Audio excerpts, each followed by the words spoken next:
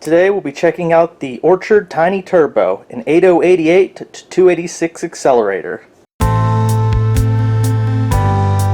We review old technology from games to old PCs, and don't forget the doors. Don't get ancient electronics. We cover it all.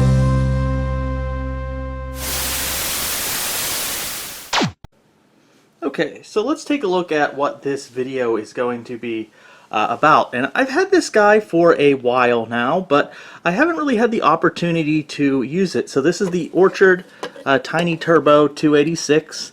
This is the revision B, and this will upgrade your 8088 machine to a 286. Now, it's not going to run as fast as a true 286, but it gets pretty darn close, at least from what I hear. So, you know, we have various chips. A lot of these are memory and cache. Right here we have our 286. This is a 8 megahertz 286, and you have a jumper right here to switch between 5 and 8 megahertz. Right here you have our 287.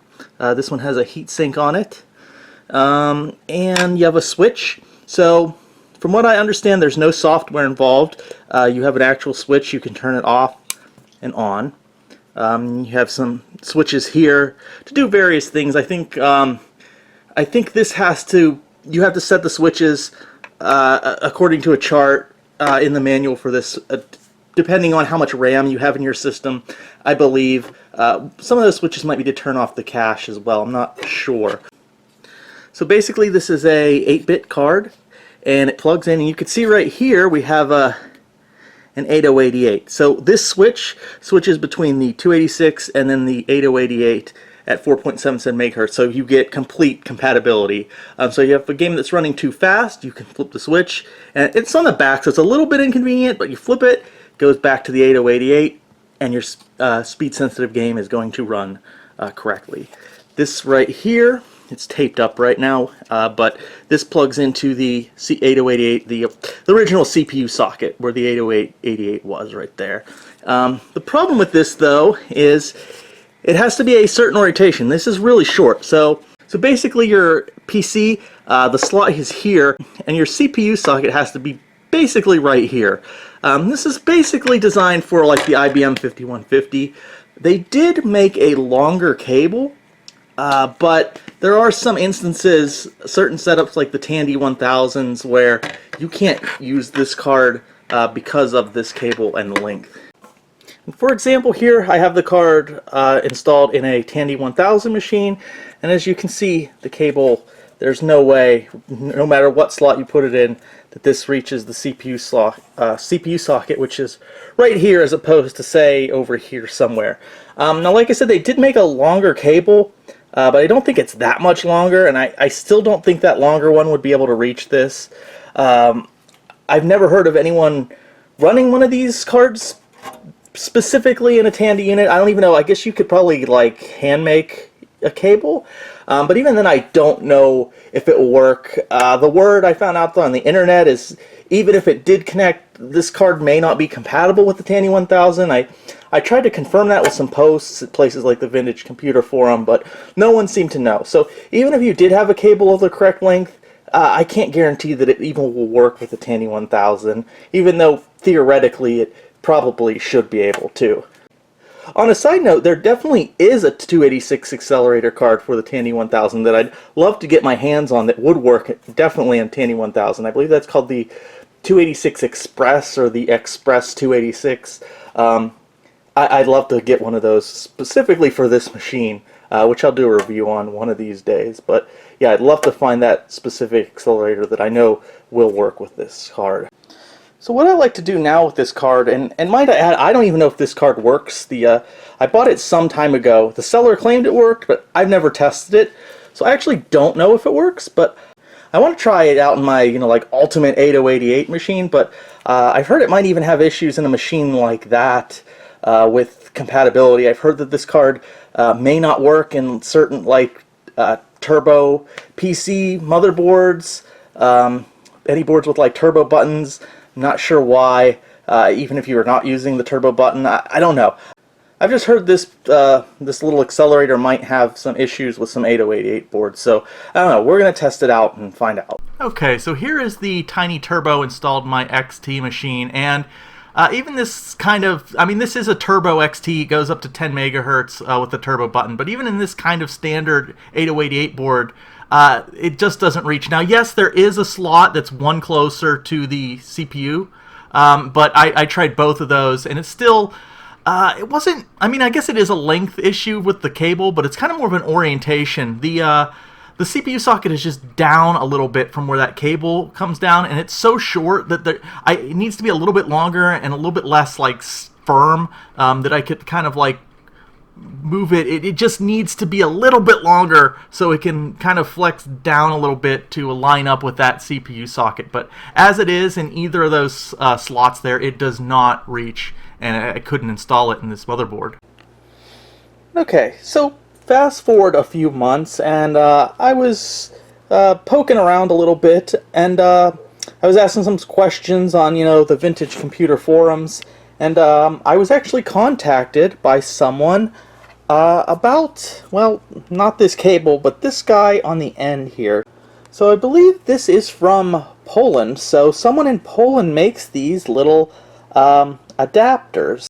So if we look here, here is the original short cable, and at the end it goes into this little guy right here, and that's the adapter.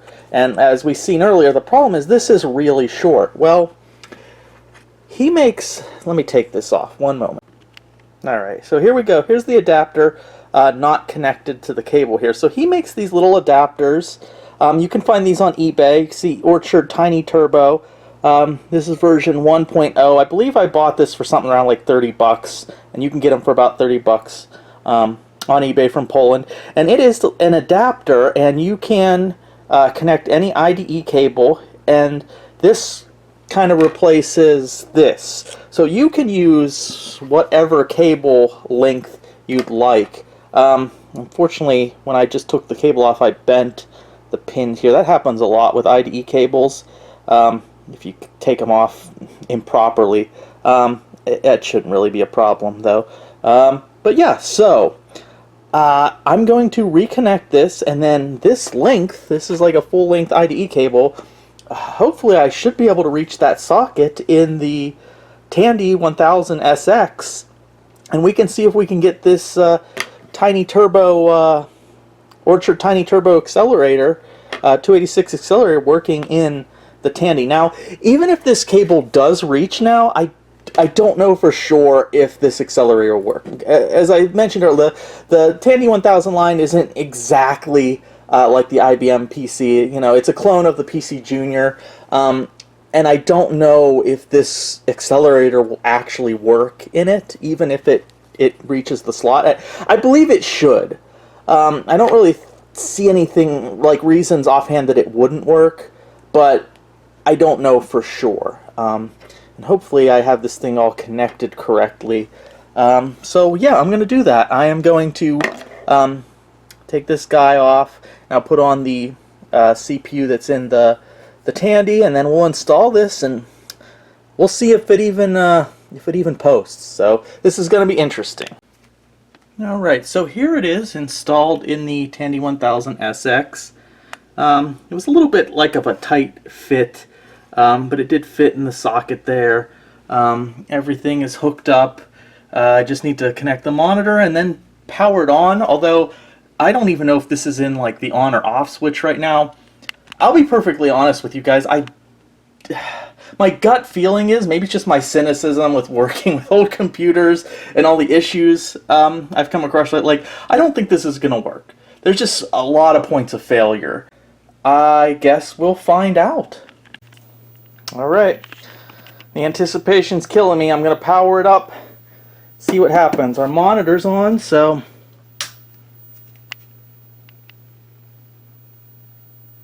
no power. Nothing. It's all connected. Nothing. It didn't even power up. Interesting. Okay. Alright, so here's our card. I'm kind of surprised. I was at least expecting to get power, but I didn't even get power. So there's a couple things I can still try. I've consulted the manual, so we'll switch down should be PC mode, so I think that's the safest way to start. These are set right. This is set for 640K onboard memory. The only other things I can maybe try is set this to 5 megahertz instead of 8, and also remove the W1. The W1 enables the cache memory on the card itself here, and I read in the manual that can be certain boards can cause compatibility issues. So I'll try those two things, and if that doesn't work, I'm probably just going to abandon it for this Tandy here, and I'm just going to then I'll try to maybe install it in that guy over there, who's kind of a standard IBM XT clone, and see if it works. Like I said, I don't even know if this card functions, so this card could be dead for all I know. So I'll try those things and let you know if I get any results. Alright, well, I've gotten it to power on.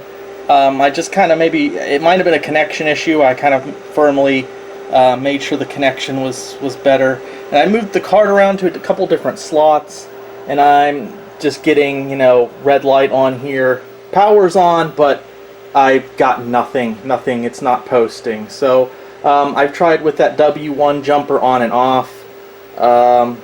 So I'm not sure if it's the cable or a connection somewhere or a setting somewhere, or if it's just the card works, or if it's just not compatible. So I think at this point I might try putting this in my XT clone and see if I can get anything. Now, reading the instruction manual, it seems to indicate in an IBM PC this has to be in a very specific slot. So I don't know. I haven't quite tried the first one there. So I'll try that one. That might make a difference. I don't know though. Alright, so I've kind of replaced my 8088 machine with the Tandy. But I wanted to try the Orchid Tiny Turbo in that 8088. And I didn't know if it was going to work because it is a little bit weird. Like it has like extra, like an expanded memory card, and like a high memory card that, I forget exactly what it's called, but I'm using like high memory above the 640K of conventional memory, plus I get 2 megabytes of extended memory. But even in this machine, this was too short. It just, it wouldn't reach. It was over to the left a little bit too much, where like the CPU plug was here, and then this was here. So I did use that, like the extender, or the adapter that we tried to use with the Tandy, and it's a little bit too long here, but it ended up working, and it actually booted up. Look, we've got processor type 80286 XT machine, and math coprocessor 80287. I have it set for the 8 megahertz. The first time, now this isn't perfect though, because the first time I tried to boot up, I had it switch to standard to use the 8088 processor, and it wouldn't post. So it's kind of a weird situation now where it's like permanently in like turbo mode, so it's permanently a 286 now, which is cool, but I really wanted that ability to switch back and forth between the 8088 processor for those slower speeds in games and the 286 for faster stuff. So I don't know, maybe it might be like a little setting on the card. This is the first time I've tried it. I'm actually surprised it's working at all, but yeah, very, very interesting that's working. Well, that's pretty cool. So we know the card kind of works. I just don't know why it's not working with the 8088 processor unless I put it in backwards, but I don't think that's the case. I guess I can always try that, but that's pretty neat. So let's see. This is Check It 2.1, so let me see what the benchmark says. Now it says 7.17, and I thought it was going to be 8 megahertz, but going through the manual that I found online for it, it does say 7.17 megahertz is the correct speed. So it all checks out, like the 286 part is functioning. Now there was a jumper on my card. Now the card example in the manual doesn't have the jumper, but the jumper has 2 speeds. It has 8 megahertz and 5 megahertz. And I previously had it on 8 because I thought that was the stock speed, and it wasn't working. And then when I set it to 5, I am now getting 7.17 megahertz. And this is all sort of making me think that maybe as I'm learning more about this card, I'm wondering if maybe it does work in the Tandy. I just did not have it set up right. So as of the moment, I still can't get the 8088 part of it working, but I still think it's an orientation issue, and I am going to double check that right now. So yeah, weird stuff. I think I got all the orientation stuff set up. It's actually booting and posting with the when I have it in regular PC mode or 8088 mode, but on this machine it always locks up at this point. It will never like go into the hard drive or the C drive. And even on 286 mode, it seems to lock up at random places. Like it will get to the C prompt, and then none of the keyboard commands. Like I can't put in anything from the keyboard. So it's very, the accelerator in it, it's very unstable. Now this is a big leap that it's actually doing something in PC 8088 mode. So it looks like that was all an orientation issue. It's just really unstable. I think we've got this thing working. So it was hanging up on that spot. So unfortunately I had to remove this, and this is the high card. So this was the card, pretty unique card that gave us access to the memory above the 640K of conventional memory. Not really that useful in this machine, but it was neat. But for some reason, it was hanging up the accelerator.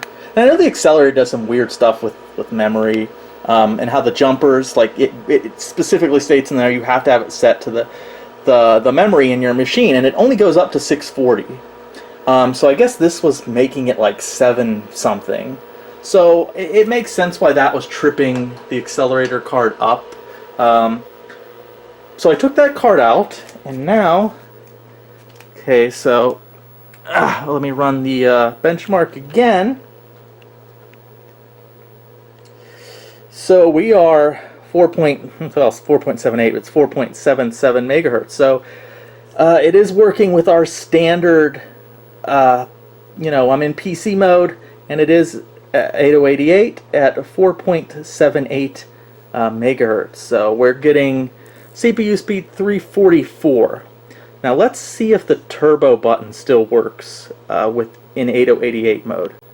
And look at that! I exited out of this and I hit the turbo button, and I ran the test again, and look, 8088 at 10 megahertz, and now we've got 737 dry stone. So now we've got 2 speeds on this computer, 4.77 and 10 megahertz. So let me try this again and unturbo and kick it into 286 mode. So just a quick note, if you are doing anything and you flip the switch to put it into 286 mode, oh, my dog is crying for some reason.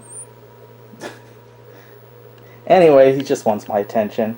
It will restart, so that's a thing, I suppose. So I put it into 286 mode, it's restarting, so now let's see what we get.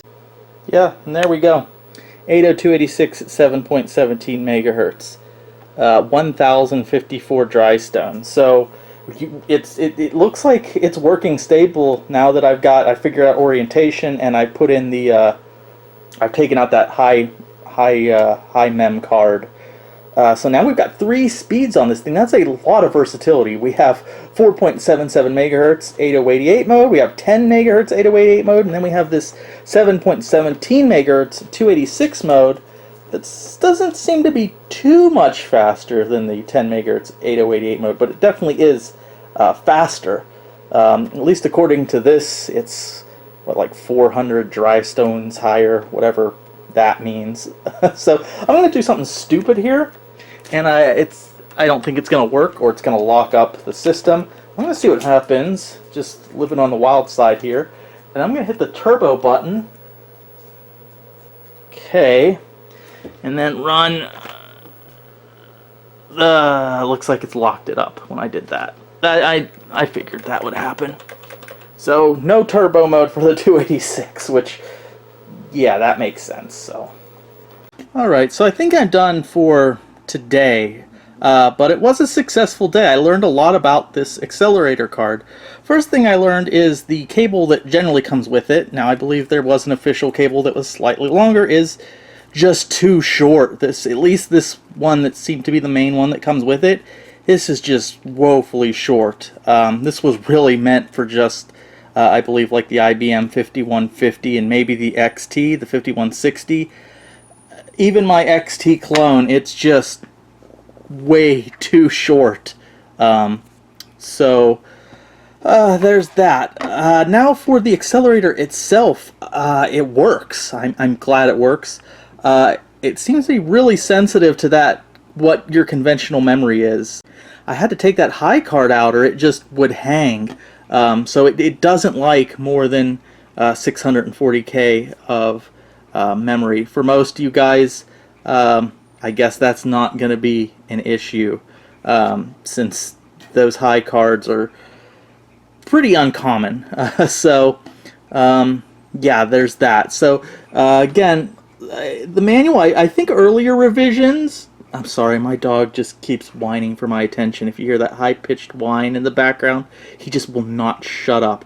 But anyways, some revisions apparently have jumpers here. This one has a switch block, and that is the setting for 640K of conventional memory. That's probably what most of you guys are rocking. This thing here, this switch here says 8 and 5 megahertz. I had it up here originally on 8 because I thought that's what it was supposed to be on, and it was very unstable. So you put it at 5, and apparently 5 is actually the 7.17 megahertz that it's supposed to be, apparently. This is the 287, this is the 286. This extension thing adapter is a lifesaver. He does, like last I checked a couple months ago, this thing was available on eBay. I forget if it's in Europe. I forget if it was the Poland or Greece, one of the two that this came from. Now the one thing with the adapter, it doesn't have a notch. It does have one on each side. So 1 would be generally where the notch would be. I just put a little red ink dot there to stand in for the notch. So yeah, this thing though is great. So this tiny turbo adapter, it is awesome, and it seemed to work just fine once you figure out the orientation. And it's like you have to figure out the orientation of this, and then your IDE. This is just a standard. This is an older style IDE cable.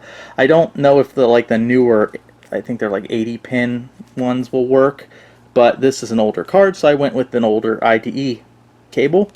And then you want to get the orientation of your CPU here correct as well, or it won't work. So so I think maybe tomorrow or someday this week I am going to give this another try in the Tandy, and we'll see if I get better results this time. And the Tandy only has 640K of memory in it, so maybe I just had the orientation messed up before. So I'll try it again, and we'll see if it operates in that Tandy. Alright, so it's the next day. Feeling refreshed and hopeful here. I've pulled the Tandy 1000 SX back out. We have the accelerator in. Now this just came out of our 8088 based PC XT IBM clone, and we figured out all the orientation and jumpers, and it worked. Got it working fine and stable in that machine, at least once that high memory card was taken out. Shouldn't have any memory issues in this. So it is now installed. Everything is the correct orientations now. So let's see if it works this time. I have it set for PC mode, so I'm going to hit the power. Ooh, okay. Let's take a look over here. Nothing. No, nothing at all. I mean, it powered up okay, but I'm not getting anything. Let me make sure it's not like a brightness or... Huh. Okay, well, it just might not be compatible with the Tandy 1000. So I'm going to give it a little bit more. I'm going to try it in 286 mode and move some things around and see if I can get something. But okay, I just restarted it. I put it back into down. Okay, so it is in PC mode. So it does look like it's working in PC mode, except now it's locked on this memory size 640K. I wonder if, that's weird. I wonder why it's just locked up on, it's a memory hang up again. Okay, so I'm getting something, at least with it installed, but I just can't seem to get it past the memory size. So I don't know, does the Tandy 1000 handle memory in a strange way that maybe messes up this card? Because this card definitely wasn't meant to work in a Tandy 1000. So I don't know. I mean, that's a bummer. There is an accelerator I can find for this thing. There is a different one they made specifically for the Tandy 1000, but who knows if I'll ever come across one or how much it's going to cost me. I already had this guy, so that's a bummer. I was hoping this extension cable would allow it to work in the Tandy, but I'm not having much luck. So if it's put into 286 mode, if you look here, this light kind of stays locked like on the floppy drive A, and I get nothing. Well, I'm getting something on the screen now, but it doesn't look pleasant. So I think I'm going to call this the Orchid Tiny Turbo. I think I'm going to call it as not compatible with the Tandy 1000 line, because everything's the right orientation and it's correct. It's hooked up correctly. So that's a bummer. Alright, so there's a couple things I want to talk about this card now that I've had a little bit of more experience with it and learning more about it through some trial and error and just some research. Now, I thought about redoing the beginning of this video a little bit when I first kind of went over this card and clarify some things. But I figured I would just add this part here just to show, you know, the journey of discovery. I'm sure maybe some of you people that are knowledgeable about this card maybe have commented about some things I maybe mentioned earlier that were incorrect, and you haven't watched through the whole video to this part. Maybe you've already commented, but I just wanted to talk about some things I may have discovered. So at the beginning, I said that maybe this is memory or cache. I guess I could look up these numbers and maybe find out for sure. I'm guessing, I just want to say that's a guess. I think this card has cache on it and memory on it, but it might not. I don't know, but it does. That is what these seem to be. So that also leads us to this right here, W1, this jumper. Now, I've run into some issues with what this is. It's a little unclear. So some of my sources say that this is to enable or disable the cache or memory on the card to help with compatibility, but other sources like the manual seem to indicate that this is just it determines what slot this card is in an IBM XT for compatibility there. So it says basically you should put this in slot J8. I think that is the slot closest to the CPU socket, and if it doesn't work in that, you put it in J7 and you remove this jumper. So I don't know exactly what that does, but there is a little bit of confusion on this. Now, messing around with this card, I have found that it is best to install it. I mean, you would want to do this naturally or normally, but always try to install this in the ISA slot closest to your CPU socket. I tried installing it in a different one, and it was having real, like it would work, but it was locking up and crashing a lot. And it didn't seem to matter if this jumper was on or off. So after some more experimentation and use, I had the best luck, at least in my XT machine, which is not an IBM 5160, it's just a generic XT Turbo machine, with this in the closest 8-bit ISA slot that is closest to the CPU socket and with this jumper on, and there was no speed difference with this on or off. It seemed to work both ways. Specifically this here, right here, this is to determine memory. You set this according to the manual to how much memory you have in your machine. I think we've talked about that already. And then lastly, the CPU. So this right here, covered up. I was tempted to take this heatsink off, but this is where you would put your math coprocessor, your 287, and this is the 286. Now it is a 286 or an 80286N, and I did look this part up, but this is at 8 megahertz. Although in this card it does operate as 7.16 megahertz. Now earlier I thought maybe this jumper right here that says 5 or 8 had to do with the speed of the CPU. I do not believe it does. I believe this actually determines the speed of the coprocessor, your math coprocessor here. So it was originally at 8 megahertz, which would be synchronous with the CPU, but I was having a lot of issues with locking up and whatnot. So either this CPU is not rated for 8 megahertz, or maybe it's just old and it's just wearing down and it's just not stable at that speed anymore. Now lowering it to 5 megahertz, it's been pretty stable. Very few problems with it. So I don't know. In the future, I may maybe replace this with a new 8 megahertz part, or maybe like I'm wondering if even like a 287 XL would work in here, and then I could set it to 8, and we'd probably get a good little speed boost with the math coprocessor. Because right now, actually, at if I'm running it in my Turbo XT at 10 megahertz with the 8088 running, it actually the FPU performance is better, at least according to my benchmarks, than if I have it running in 286 mode, and then I have the 287 at 5 megahertz. So that's interesting. So yeah, I might replace this later. So yeah, that's about all the updates I've kind of found out about this accelerator as I've been working with it.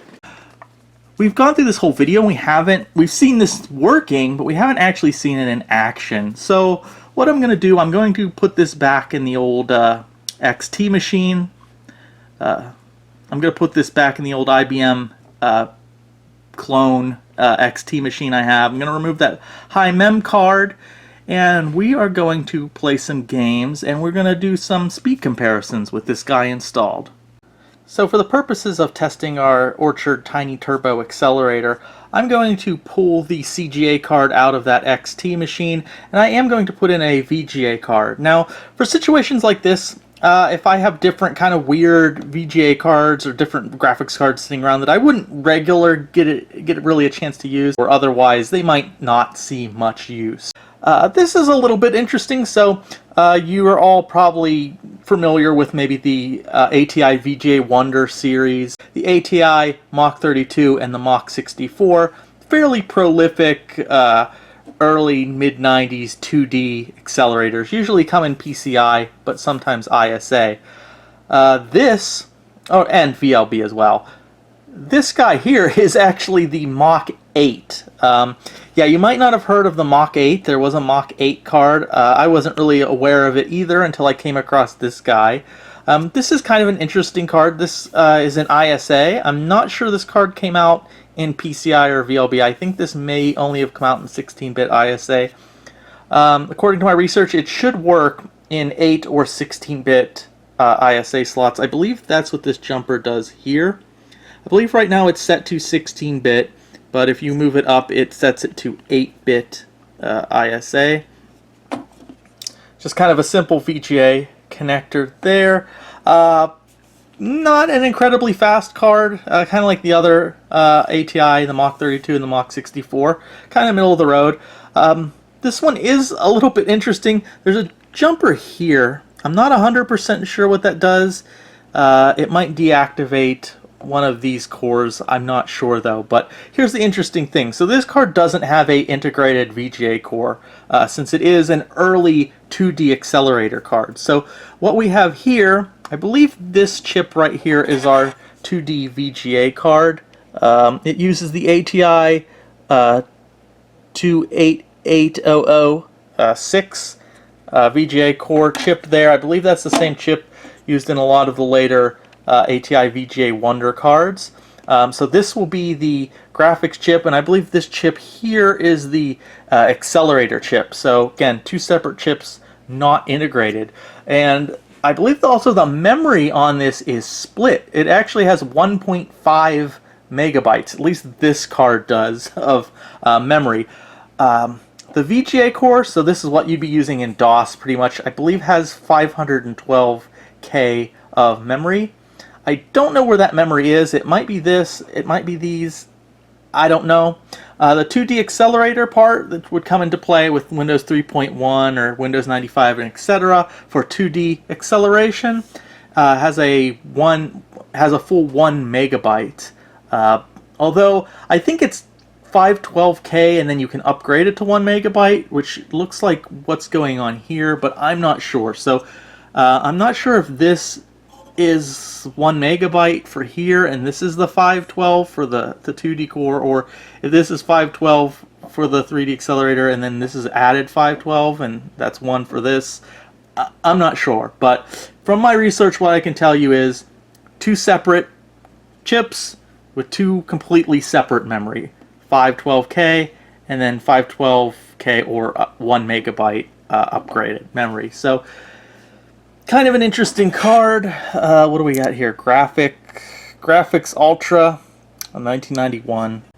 So we'll be installing this card here, and hopefully it still works, and it should. But yeah, of course this video isn't a review of this card. It's the accelerator, but you know, I thought it'd be neat to test this card when we have an opportunity to. Alright, so let's get into the meat and potatoes here, the actual tests. Probably what you've all really been waiting for. So we're just going to run a couple benchmarks and a couple tests to compare the speed. Keep in mind the FPU on some of these tests is on the 286 portion. It is gimped. It isn't running at 8 or 7 megahertz synchronously with the 286. I had to cut it down to 5 megahertz just because prior when I had it set to 8, it was just locking up the FPU test. So we already talked about that. Either it's not rated for 8 or it's just old and it's wearing out and I need to replace it. But it shouldn't really matter for these benchmarks because we want to look at you know, how this is going to affect us in most tasks and games. And the FPU on something like a 286, it's really going to come into effect if we're using like AutoCAD, or you know, there's only a handful of games that are going to take advantage of the FPU. So first thing we're going to check here is check it. Okay, and here we are. We're starting off with our stock speed of 4.77 megahertz with our 8088, 344 dry stones. Take note of the video speed too, and in a second here we're going to kick into 10 megahertz turbo mode with the turbo button, and there we go. 8088 at 10 megahertz. Significant increase on all accounts. And then in a second here, we're going to look at our 286 speed on the accelerator card. Keep in mind the math speed is going to be less than the 10 megahertz here because we're running our FPU at 5 megahertz. And there we go again. And the video speed is the same between the 286 and the 10 megahertz 8088. So now we're going to take a look at all three together.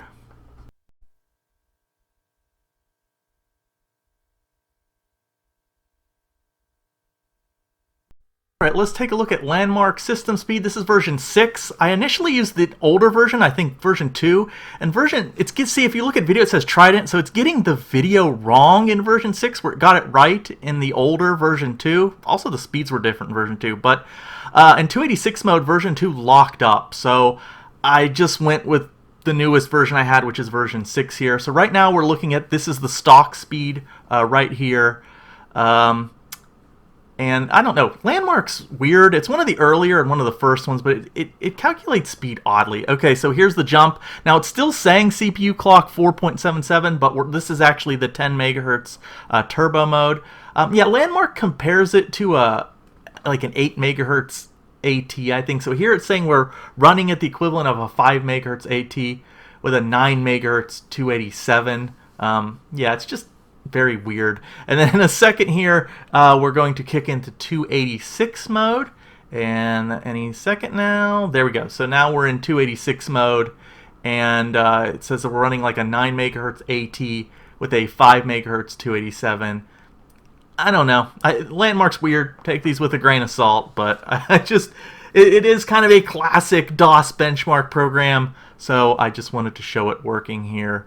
It's weird. I don't know why the older version actually detects the video card correctly as an ATI, and then the newer version thinks it's a Trident. I don't know. Weird. So moving on.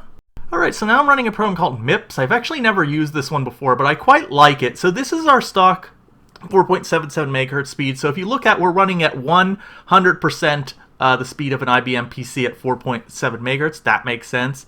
And it looks like it's 24% of the power of an 8 megahertz IBM AT, which is a good machine to compare this card, this machine with the accelerator to. So that's at our stock speed. So let's hit the 10 megahertz turbo button, and it's actually a significant boost. It looks like it's running a little over 2 times the speed of it in 4.7 megahertz mode, and 51% of the power of the 8 megahertz AT. It's actually quite impressive. After playing with this machine some more and doing these tests, I'm actually pretty impressed with the power of 8088 at 10 megahertz. It's actually pretty impressive, pretty capable. So here we're going to kick it into 286 mode, and let's see how it compares.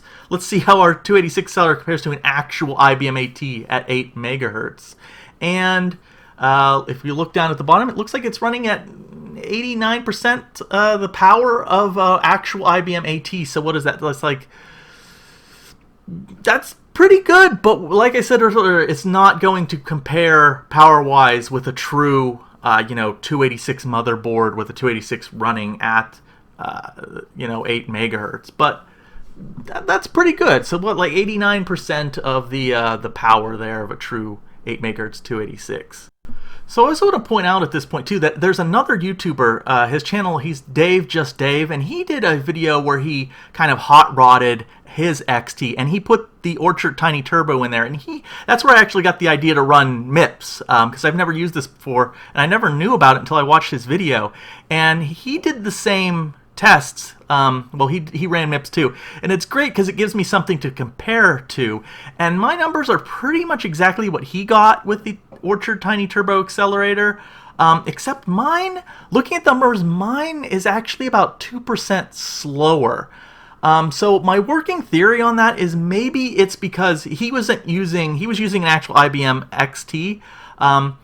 So my motherboard's a little different, but I'm also using that adapter and that longer cable between the socket and the accelerator card. So I don't know, information travels pretty fast in these machines, relatively. So I don't know if the extra length of the IDE cable I'm using would account for the 2% decrease in performance, but that's kind of the theory I'm running off of. Maybe that longer cable is decreasing my performance a little bit.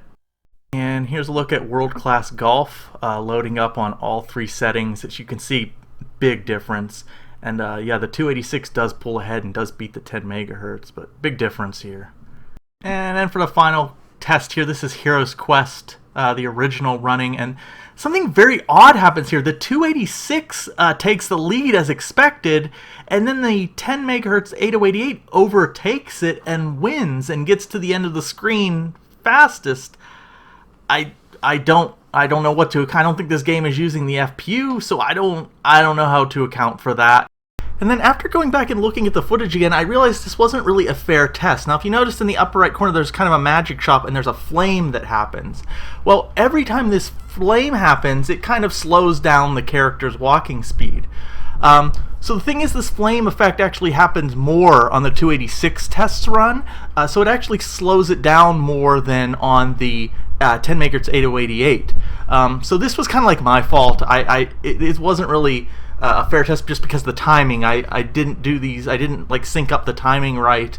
So I don't know. I think that kind of interrupted the tests. Although it does still give us interesting results we can look at. I think the test was a little unfair to the 286. So of course I was thinking, okay, well, this was in editing. I realized this, so I'm just going to go back and I'm going to rerun the tests, or I'm going to run the tests on a plane where there's nothing like that going on to make it fair for all the speeds. Now, unfortunately, in all my taking out the accelerator, putting it in, pulling out the 8088, putting it back in, I did bend a couple pins the last time on my 10 MHz 8088. Although the CPU is fine, I don't want to do the process again for fear I'm going to break off one of those legs, and I don't have a spare CPU of that speed with me, so we're just going to have to take that test with a grain of salt.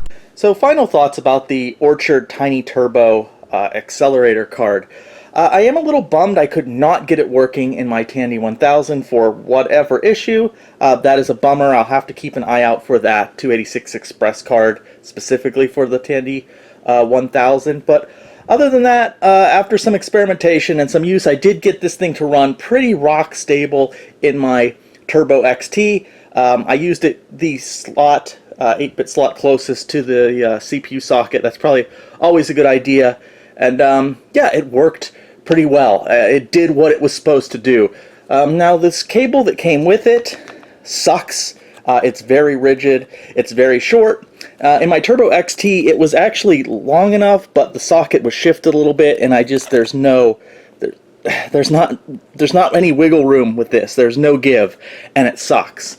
So this little guy, this product here, this adapter is awesome. It works very well, and you can just use a standard IDE cable, and this solved all those issues. So this thing is great. We talked about earlier, I think there's a speed issue, possibly because of its length. You can always just use a shorter IDE cable if you can find one or make one, or at least just a little longer than this thing, and you should be golden. I don't know. I don't have one right now, so I'm just using this long guy here. Okay, so would I even recommend this card? If you come across them, I mean, they're kind of expensive. You're probably not going to find this guy for under $100 unless you really luck out, if it even pops up. They're not super common, so, I mean, you do have that. I would have trouble recommending putting this card in a Turbo XT like mine. I was really impressed with the speed of a 10 MHz 8088. So if your XT machine can pull off, 10 megahertz overclock, or has a turbo button that kicks it into 10 megahertz mode, you're really not getting a whole lot of value with this thing. Now, this is faster, but it's not like a whole lot faster. You're not really getting as good of a bang of your buck as if you installed this in like a straight 4.77 megahertz 808, or even one that turboed a little bit to like 7 megahertz. So I don't know if I would recommend this in like a turbo 8088 machine that can go up to 10 megahertz. Just not quite worth it.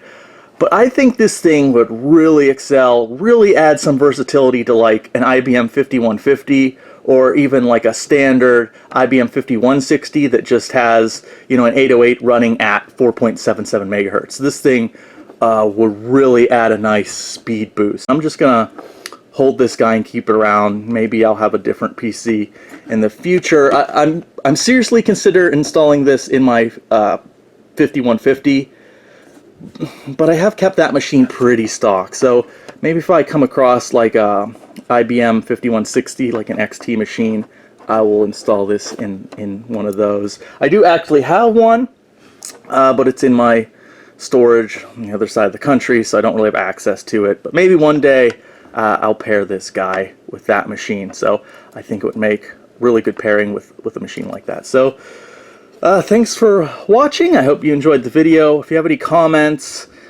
suggestions, hey, if you have one of these cards and you've got it to work in your Tandy 1000, let me know. Maybe I'll give it another try.